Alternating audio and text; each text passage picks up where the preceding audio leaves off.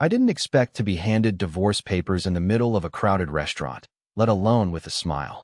But life, as I learned over the years, doesn't always follow the script you write for it. It's messy, unpredictable, and often cruel when it wants to be. It all started with a casual dinner invitation. Emma, my wife of 6 years, had been distant for months, but I still clung to the hope that we could somehow find our way back to what we once had. I was naive to think things could be fixed over a plate of pasta and a glass of red wine. But that night, everything changed. She didn't seem like herself when she walked in. Maybe it was the new dress or the makeup she'd never worn before, but there was something in the air around her, something different. I brushed it off, thinking I was being paranoid. But when she sat across from me, her smile was forced, her eyes cold, like she was looking at a stranger rather than the man she had promised her life to. "Everything okay?" I asked, trying to ease the tension I felt building between us. "Oh, everything's fine," she replied, with just a hint of sarcasm, playing with her wine glass. "Just a little tired, with work and everything." We exchanged small talk for a while, but I couldn't shake the feeling that something was wrong. That gut feeling, the one that nags at you when you know you're being lied to, settled into my chest. But I kept pushing it down. Maybe it's just me being dramatic, I thought. She's probably just stressed. We'll figure it out. Then, she set her glass down and looked at me directly, no longer smiling.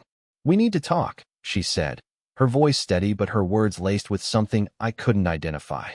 My heart skipped a beat. The last time I heard those words, things didn't end well. But I swallowed my fear, trying to act calm. "Sure, what's up?" Her gaze never wavered, but it wasn't the look I remembered from the woman I married. It was colder, sharper. She leaned in slightly, eyes narrowing as if calculating her next words carefully. "I want a divorce," she said. It wasn't angry or sad, just matter of fact, like she was stating a fact about the weather. "And I think it's time you understood why." The world around me seemed to stop. People were still eating, chatting, oblivious to the storm I felt swirling in my chest. But all I could hear was the sound of my own breath, shallow and panicked. "What?" "No, Emma, we can." I began, my voice cracking. She raised a hand, cutting me off. "Don't say it. I've heard all the excuses. I've waited for this moment long enough. It's over." I shook my head, my mind struggling to comprehend the words that didn't seem to match the woman I thought I knew. She was calm, too calm. "I don't understand. What happened? We can fix this. We can talk things through." But she didn't answer. Instead, she slid something across the table toward me. "Papers. Divorce papers." My hand trembled as I picked them up. "What's this?" I asked, though I already knew. She didn't need to say it. The words were written in bold black ink, clear and unforgiving. "You know exactly what it is," she replied coolly. "I've already signed. You just need to do the same." I stared at her, my mind whirling. I had no words. I didn't even know if I could stand to be in the same room with her anymore. But somehow, I couldn't leave. It was like I was paralyzed by the finality of it all. "You don't understand," she whispered as I sat there, frozen. Her voice faltered for a second, the first sign of any emotion. "This isn't about you. It's about me. I can't live this way anymore." I wanted to shout, to cry, to demand an explanation. But I knew it wouldn't matter. There was no reasoning with her now. It was over. I grabbed the pen, my hand shaking. I signed the papers, no longer able to pretend that anything between us was salvageable. And then, just like that, it was done. She stood up, her chair scraping against the floor as she left the table. No goodbye, no remorse in her eyes. Just a final, cold glance at me before she turned and walked out of the restaurant. I sat there, stunned, feeling like the weight of the world had just been dropped on me. How could this happen? How could she do this without a second thought? The pain was sharp, but even more than that, I felt relief. Not because I was glad it was over, but because I finally understood. I had been blind to the truth for so long. I wasn't the man she wanted anymore. And the worst part? I hadn't even seen it coming. The silence in that restaurant was deafening. The smell of pasta and wine, the clinking of glasses, the low murmur of voices, it all faded into the background as I sat there, staring at the divorce papers in front of me. It felt like my entire world had just shifted, but I couldn't move. My body was stuck, my mind racing in every direction, trying to make sense of what had just happened. I thought I knew her. I thought we had something solid, built on years of love and companionship. But in that moment, I realized how wrong I was. She wasn't the woman I married anymore. And maybe she hadn't been for a long time. The minutes ticked by, but I didn't know what to do with myself. I looked around, noticing how normal everything seemed. People were laughing, enjoying their meals, oblivious to my world crashing down. I wasn't sure how long I sat there in that empty daze, but finally, I stood up. I paid the bill, though I barely registered the transaction. My hands shook as I fumbled for my wallet. Every movement felt mechanical, like I wasn't even fully in control of my own body. I couldn't get out of that restaurant fast enough. When I stepped outside, the cold night air hit my face, but it didn't help clear my head. The streets were busy, people walking in and out of stores, couples holding hands as they strolled past. And there I was, standing alone. No one to turn to, no one to ask, what the hell just happened? I needed to talk to someone. Anyone. But who? My friends? No, they would only tell me to move on. To forget about her. That's what everyone says when something like this happens. Just move on.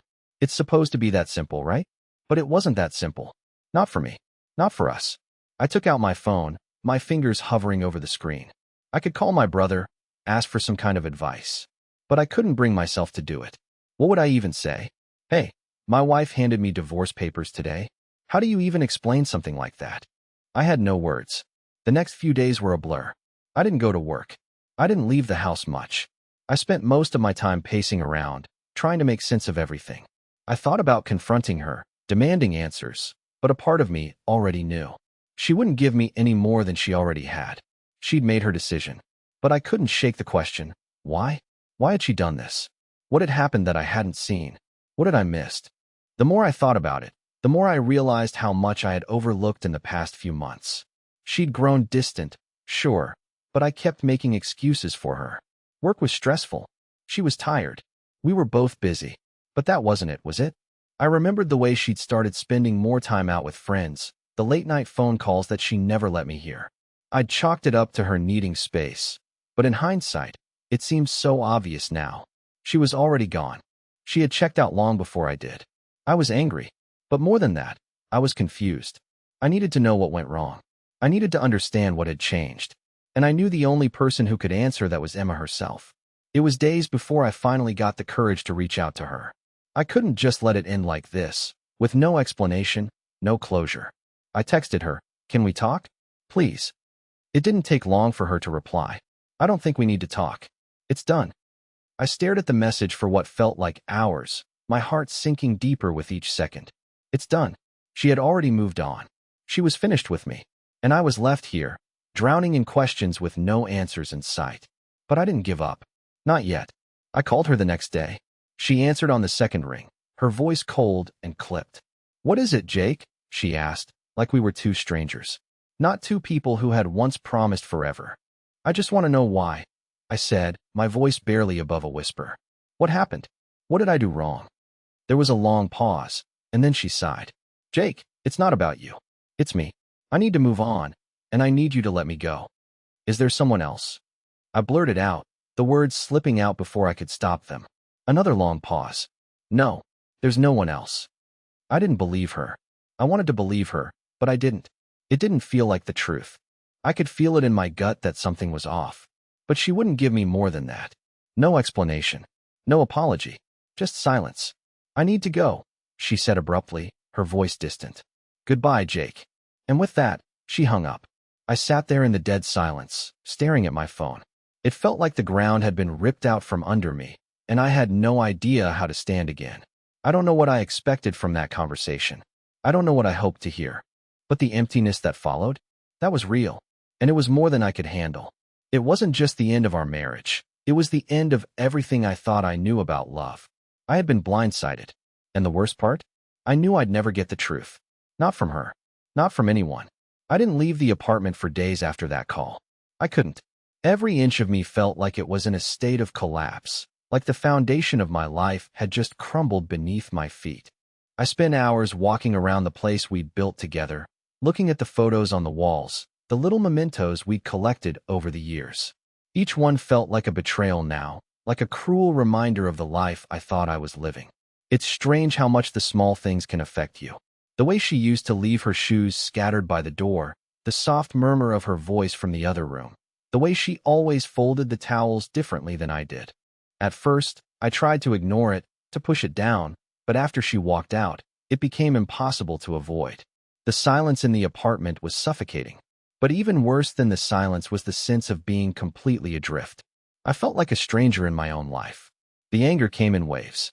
Some moments I'd be fine, trying to focus on work or something mundane, and then I'd be blindsided by a memory of her smile or the sound of her laughter. I missed her terribly. But there was something else, something dark that lingered just beneath the surface: betrayal. It burned in my chest, hot and uncontrollable. I couldn't understand why she hadn't fought for us, why she hadn't given me a chance to explain myself. I wanted to scream, to ask her how she could just walk away without a single tear, without a second thought. But she had already made her decision, and I was left in the wreckage of her choice. I didn't hear from her for a week. A whole week of nothing. It was like she'd completely erased me from her life.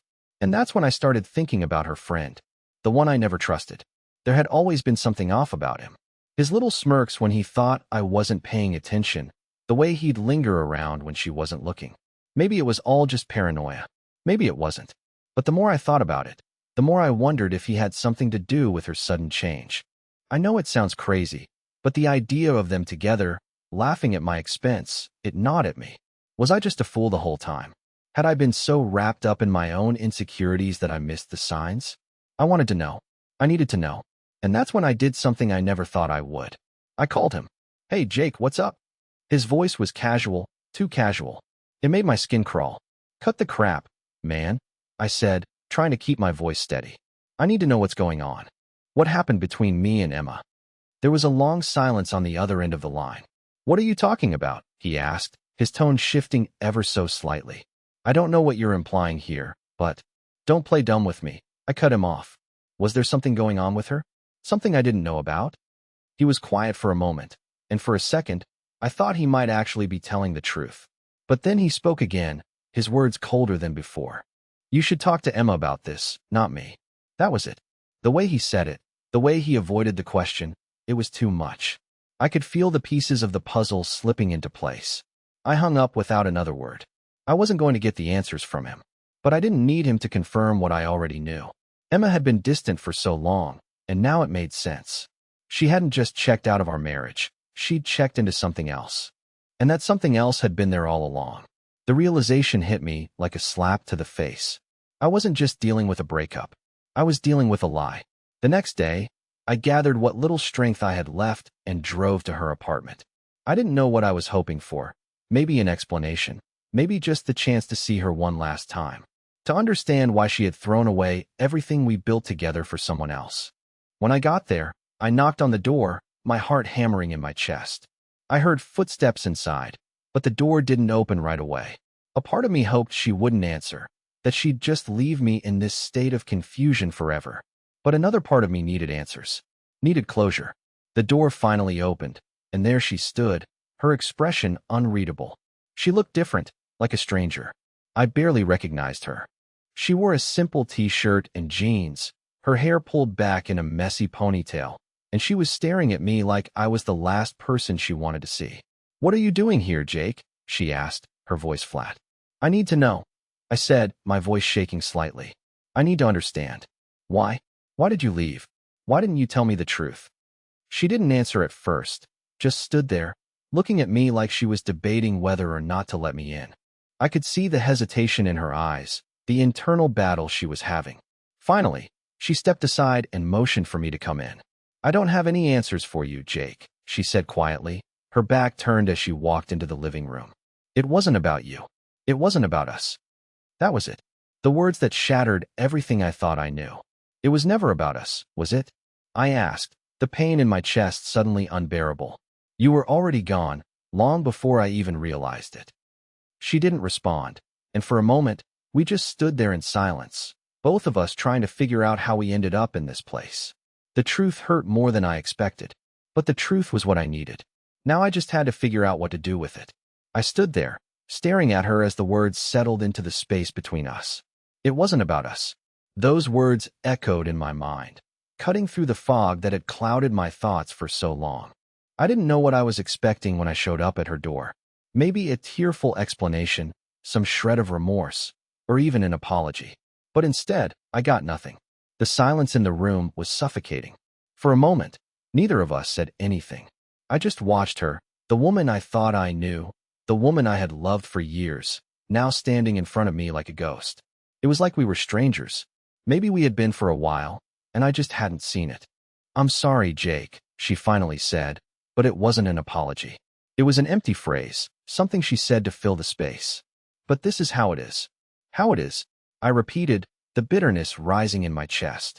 "You left me without even a second thought, Emma.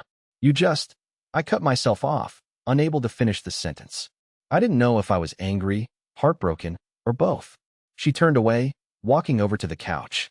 "I didn't mean to hurt you," she said quietly, but there was no real emotion in her voice. I couldn't do it anymore. You didn't notice, Jake. You didn't see how far away I had gotten." I felt a lump form in my throat. How could I have known? "You didn't talk to me. You shut me out." She didn't answer, just sat there, her back turned to me. She had always been the one to hold everything inside, never sharing what she was really feeling. I had always thought that was part of her charm, the mystery she carried with her. But now I realized that mystery wasn't some endearing quality. It was a wall that had kept me out for years. "I was trying, Emma," I said, my voice cracking. "I was trying to fix things, but you weren't even here anymore.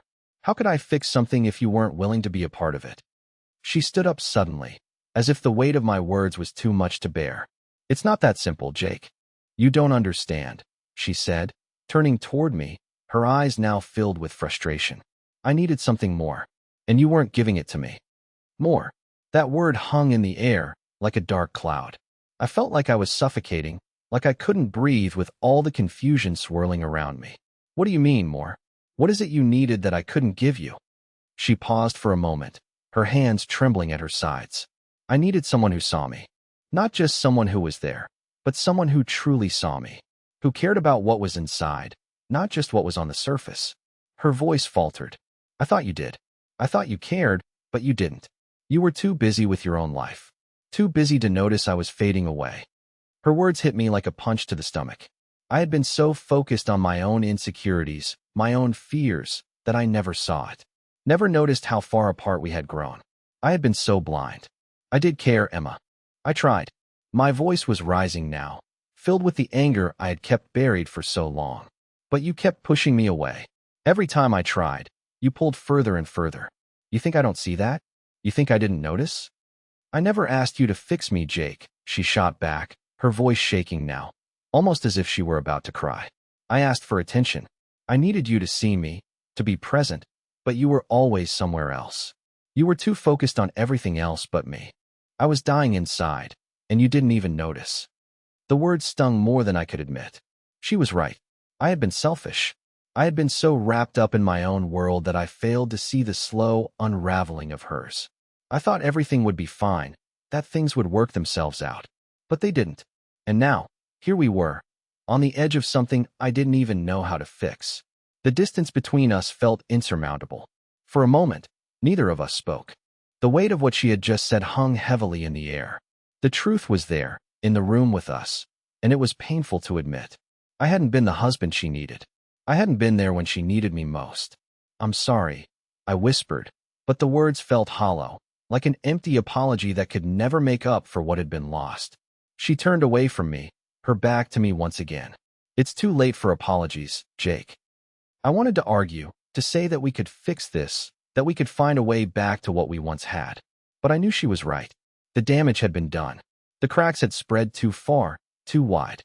And no matter how hard I tried, I couldn't fix something that was already broken. "Do you still love me?" I asked, the question slipping out before I could stop it. It was a question I didn't know if I even wanted the answer to. But I had to know. She didn't turn around, didn't even acknowledge the question at first. And when she finally spoke, her words felt like a dagger to the chest. "No, not anymore." And just like that, everything shattered. The last thread of hope I had clung to slipped away, leaving me standing in the rubble of our broken marriage. I left her apartment without another word. There was nothing left to say. I had nothing left to give. The next few days passed in a blur, each one bleeding into the other. I went through the motions of life like a ghost, a version of myself that barely existed. I woke up, went to work, came home, doing everything I could to keep myself busy, but the truth was, nothing could drown out the silence. The space Emma left behind felt like a black hole, pulling me deeper into its emptiness. I couldn't escape it. I thought about calling her, but I didn't know what I would even say. Hey, Emma, can we try again? The words felt weak, useless. She had made her decision. I had seen it in her eyes when she told me she was done. There was no going back, no patching up what had already been broken. But the worst part wasn't the fact that she had left. The worst part was knowing that I hadn't seen it coming. I hadn't seen the cracks forming, hadn't realized how far we had drifted until it was too late. The signs had been there all along, and I had been too wrapped up in my own insecurities to notice. I hated myself for that. I hated that I hadn't been more attentive, more present. Maybe I could have fixed things. Maybe I could have been the man she needed. But now it was over, and no amount of regret would bring her back. One evening, a week after I had left her apartment, I sat on the couch staring at the pile of divorce papers she had handed me. They were still in the envelope, untouched since that night. I couldn't bring myself to open them again. The finality of it all was too much to bear. But then, my phone buzzed on the coffee table, and I almost didn't want to look at it. It had become routine to check the screen, only to see nothing from her. No texts, no calls. Just the constant, haunting reminder of what had happened. But this time, it wasn't her name. It was a number I didn't recognize. Hesitant, I picked it up. Jake. The voice on the other end made my stomach twist. It was her friend, Ryan. What do you want? I asked, my voice flat. I had no energy for niceties.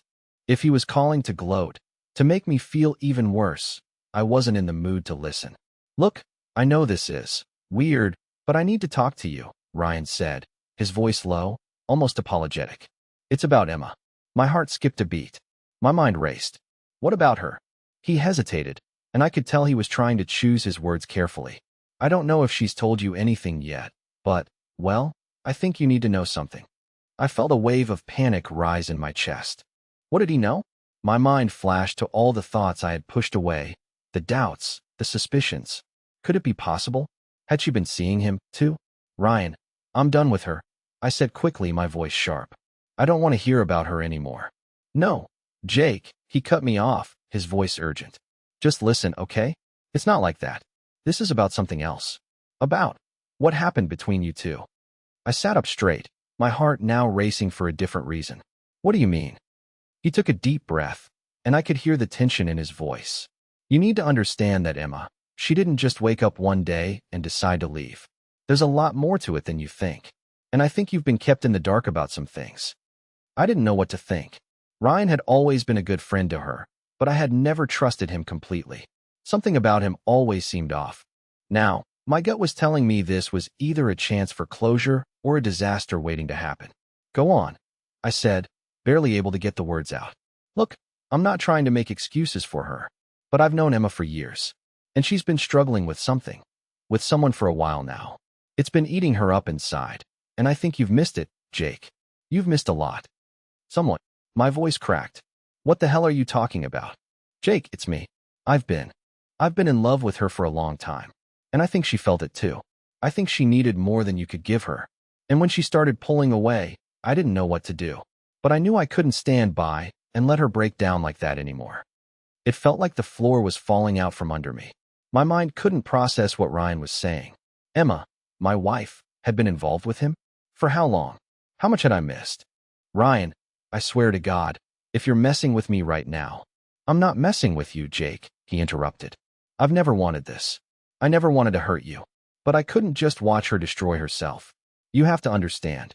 I tried to help her, tried to talk to her, but she kept pushing me away. It was always you or me, and in the end, she chose you. But it wasn't what she needed. I couldn't breathe. I couldn't think straight. The world I had built, the one I thought I understood, was unraveling before my eyes. Was this why she'd changed? Was this what had been going on all this time? I sat in silence for a moment, processing what he had just told me. So, what do you want from me, Ryan? I finally asked, my voice barely a whisper. I just wanted to tell you the truth, he said quietly. She's confused. She's hurt. And she's making a huge mistake. But if you still care about her, if you want to fix things, You need to hear it from me.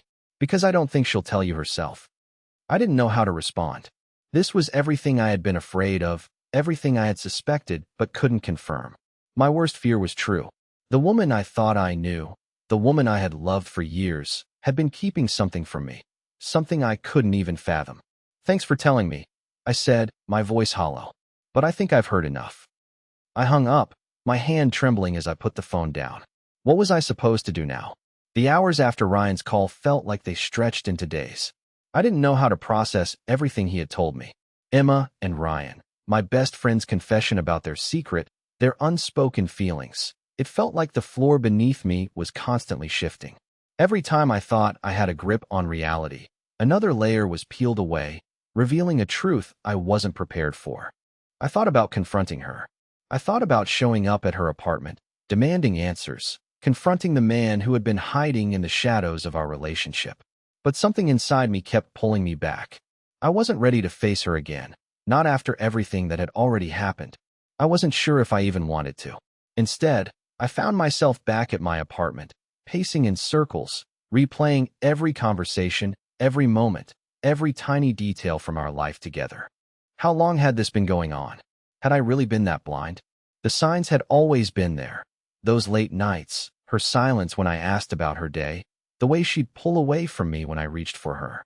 I thought it was all normal, the natural ebb and flow of life. But now, I saw it for what it truly was, a slow unraveling of the life I thought we had. I couldn't get Ryan's words out of my head.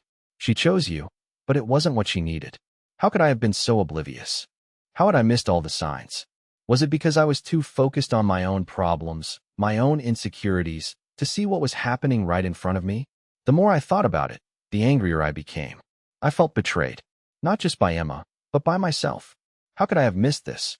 How could I have been so naive to think everything was fine when clearly it wasn't? I needed answers, but I wasn't sure I was ready to hear them. I wasn't sure I was ready to face the truth of what had been happening behind my back. I wasn't sure I wanted to know how deep Emma's feelings for Ryan really went. But one thing was clear. I wasn't going to get the truth unless I confronted her. I couldn't just sit around and let the confusion eat me alive. I had to find out. I had to understand. That night, I decided to go to her apartment. I didn't know what I was going to say or what kind of conversation we'd have, but I couldn't live with the uncertainty any longer. I couldn't go another day wondering what she had been hiding from me. I arrived just after dark, the lights in her apartment flickering through the blinds. I hesitated at the door, my hand resting on the doorknob, unsure if I should knock, if I should just leave and pretend like none of this had ever happened. But I knew I couldn't. Not anymore. With a deep breath, I knocked. The sound echoed in the hallway, each tap against the wood reverberating through my chest. I waited, my heart pounding in my ears. It felt like an eternity before the door opened, and there she stood. Emma, looking just as beautiful as the day I first met her. But there was something in her eyes, something empty, something I didn't recognize. "Jake," she said, her voice soft, almost apologetic. "I didn't think you'd come." "I need to talk to you," I said, trying to keep my voice steady, though it felt like the words were scraping their way out of my throat. She nodded, stepping aside to let me in. I walked past her, my gaze drifting over the apartment, the same place I had visited countless times, the place where we had built memories together. But now, it felt like a foreign land, unfamiliar and cold. "Can we sit?" she asked, gesturing to the couch. I nodded, sitting down across from her. I wasn't sure what I expected. Tears, anger, or maybe even some semblance of regret. But all I saw was the woman who had made a choice, the woman who had already moved on. "I need you to tell me the truth, Emma," I said, my voice breaking. "I need to know what happened. What really happened? Was it just Ryan? Or was there more to it? How long has this been going on?" She didn't respond right away. She just looked at me, her eyes distant, like she was trying to figure out what to say. Finally, she took a deep breath and spoke, her voice low and steady. "It's not just Ryan, Jake," she said, her words hitting me harder than any punch could. "It's everything. I've been unhappy for so long. And it wasn't just because of you or Ryan. It was because of me. I was lost. I didn't know who I was anymore. I needed something, someone who could help me find myself again. And I thought I could find that in him." The words hung in the air, thick and heavy, as the truth finally settled into my chest. It wasn't just about Ryan. It wasn't just about an affair or betrayal. It was about her, about the woman who had been struggling with herself long before she ever involved anyone else. And I had missed it. But why didn't you tell me? I asked, my voice barely a whisper. Why didn't you tell me how you were feeling? I didn't know how, she replied, her voice soft. I thought I could fix it on my own. I thought I could find my way back to you. But I couldn't. I couldn't keep pretending. I couldn't keep pretending to be happy when I wasn't. And when I met Ryan, I thought maybe, just maybe, he could help me find the answers I was looking for. I sat there in silence, trying to process everything she had just said. I had wanted the truth, but hearing it felt like a gut punch.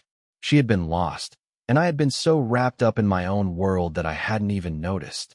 I'm sorry, Jake, she said, her voice thick with emotion. I never wanted to hurt you. I thought I could fix everything without anyone knowing. But I was wrong. I didn't know what to say.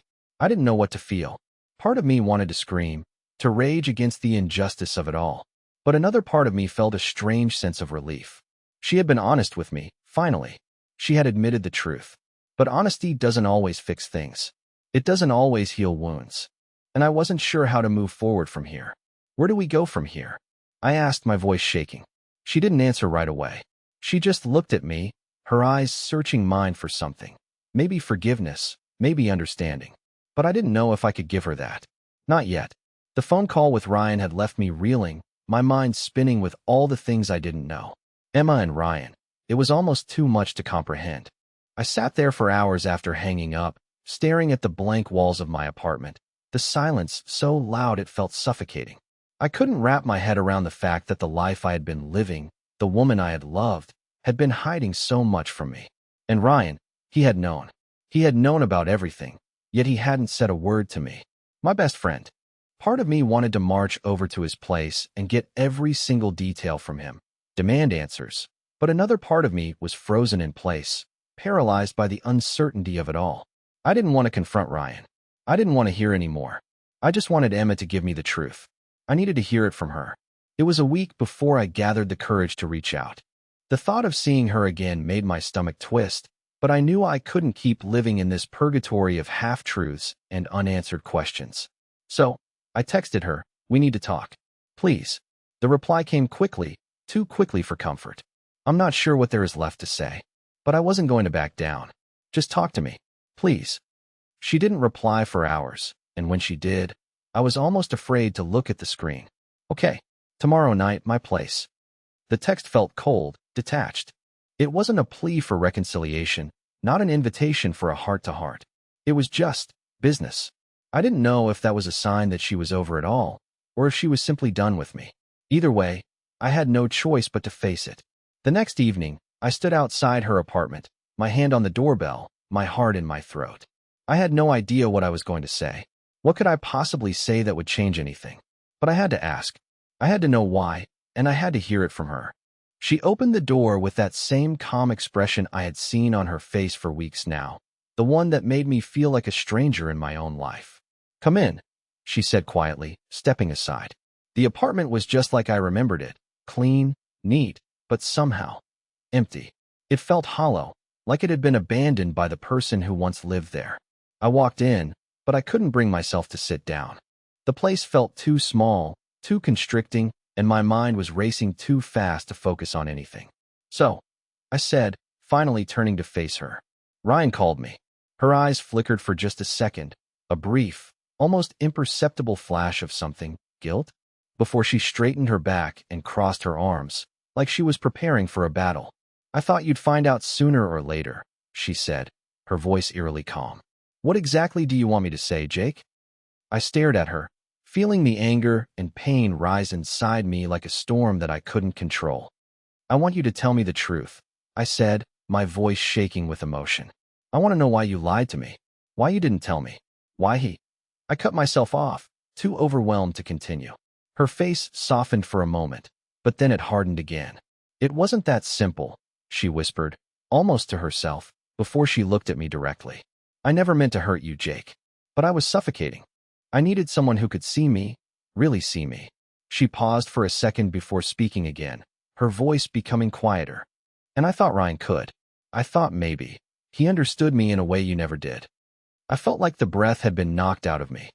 You thought he understood you? I repeated, almost incredulously. After everything we've been through, he was the one who could see you? What about me, Emma? What about the man you promised yourself to? She looked down at the floor, and for the first time in this conversation, she seemed vulnerable. I thought you'd always be there, Jake. I thought you'd always be the safe, steady presence. But I needed more. I needed something that I didn't even know how to ask for. The words hung in the air between us, thick and painful. So that's it. I asked, my voice cracking. You found someone else because I couldn't give you what you wanted?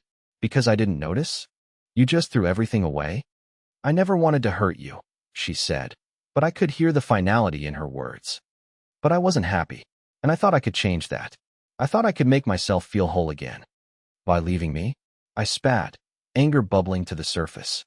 By tearing apart everything we had. Is that how you fix things, Emma? I didn't know what else to do, she said, almost pleading now, though her tone was still flat.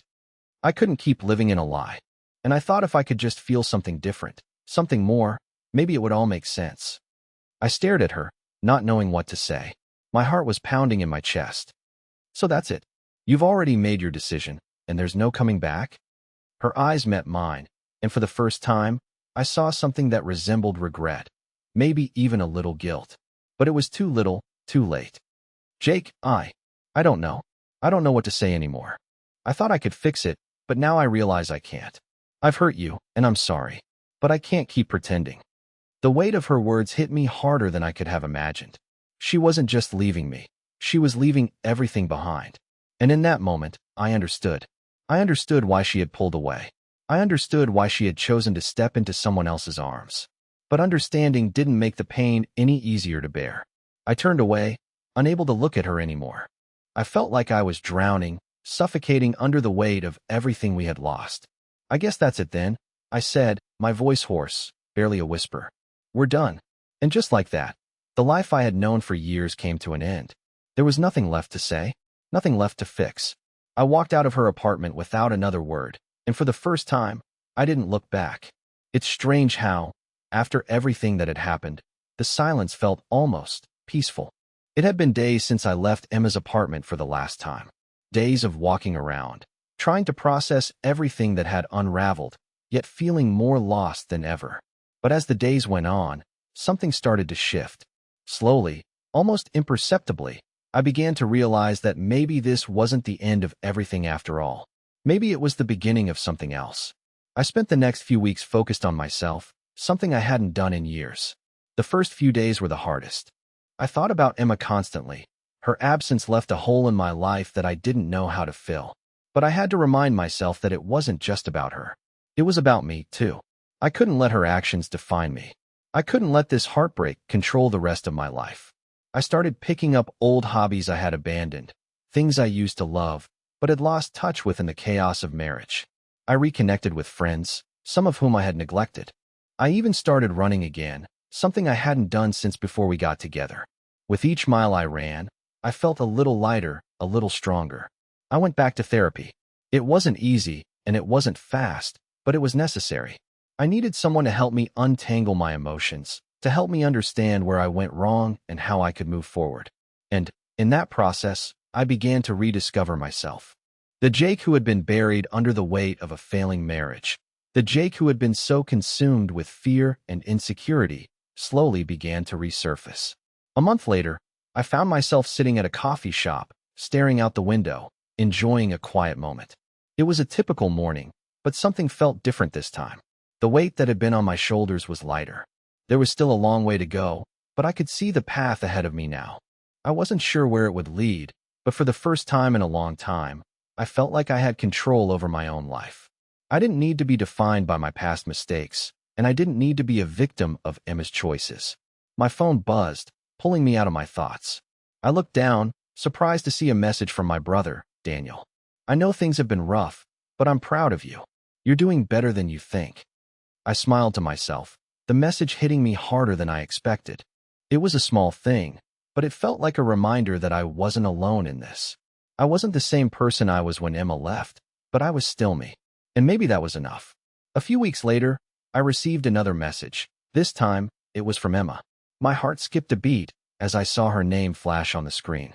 I hadn't heard from her since that night at her apartment, and I wasn't sure how I would feel when I saw her name again. Jake, I've been thinking a lot.